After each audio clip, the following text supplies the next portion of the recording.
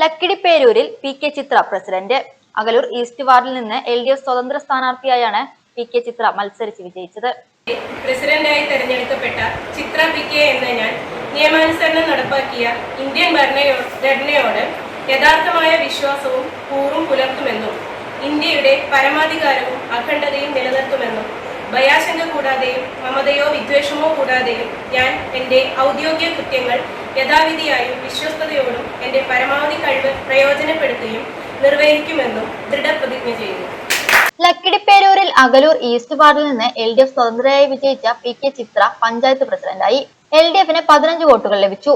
ബി.ജെ.പിയിലെ രമ്യകൃഷ്ണൻ മത്സരിച്ചു, 3 വോട്ട് നേടി. യു.ഡി.എഫിലെ ലീഗ് അംഗം വൈകിയെത്തിയതിനാൽ വോട്ടെടുപ്പിൽ പങ്കെടുക്കാൻ കഴിഞ്ഞില്ല. ഒരു ലീഗ് അംഗവും സ്വതന്ത്രനായി വിജയിച്ച യു.പി. രവിയും വോട്ട് രേഖപ്പെടുത്തിയില്ല. S. Ajaykumar, S. Sivaraman, local സെക്രട്ടറിമാരായ ഷിബു, സുരേഷ് എന്നിവരും എൽ.ഡി.എഫ് വിജയികളെ അനുമോദിക്കാനെത്തിയിരുന്നു. വൈസ് പ്രസിഡന്റായി തിരഞ്ഞെടുക്കപ്പെട്ടത് രാമകൃഷ്ണനാണ്.